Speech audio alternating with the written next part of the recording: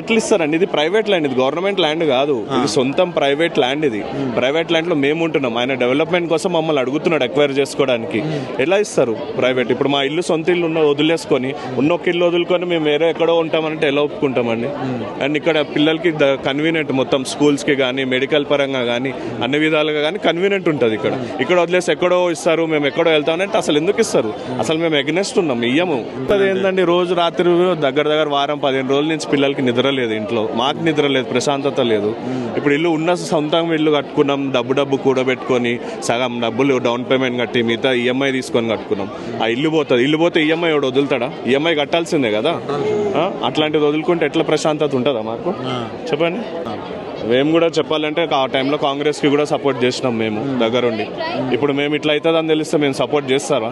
ఇంకోసారి చేస్తామా అసలు ఇట్లాంటి వాళ్ళకి? ఇల్లే పోతుంది అంటే ఇంకెందుకు చేస్తాము? 10 ఎకరాలు కాకుండా మీరు ఆ 70 ఎకరాల్లో చేసుకోవచ్చు కదా, చేసుకోవాలనుకుంటే. మరి ఏముంది ఆయన ఆలోచన విధానం వెనకాల? మనకి ఏం తెలుసు? ఏందో అసలు ప్రజాపాలన ఇంకేమన్నా. నెక్స్ట్ టైం అయితే కష్టం కాంగ్రెస్ రావడం. ఇట్లుంటే ఛాన్సే లేదు. ఇట్లా ప్రజల మీద ఇబ్బంది చేసుకుంటూ పోతే ఎట్లా వస్తుందండి కాంగ్రెస్?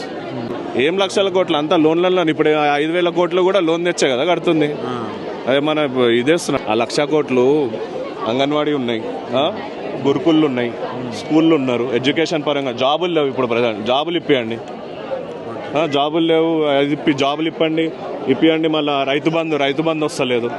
రైతుల కాడ కూడా మీరు లాక్కుంటున్నారు. ఏం ఉపయోగం? అన్నం పెట్టేవాడి దగ్గర నుంచి లాక్కుంటున్నారు, మళ్ళీ ఉన్నోళ్ళ దగ్గర నుంచి లాక్కుంటున్నారు. అందరి దగ్గర లాక్కుంటే ఇంకేం ఉపయోగము? ఏం పాలనేది? రూపాయి కూడా పెట్టుకొని పేదోడు ఆశ ఏంది? ఇల్లు ఉండాలి, సొంత ఇల్లు, టైంకి తిండి. నువ్వు ఇల్లు లాగేసుకుంటున్నావు, తిండి కూడా ఇస్తలేవు. 2 పోతే ఇంకేం ఉపయోగం? ఎట్లా బతుకుతారండి మీతో వాళ్ళు?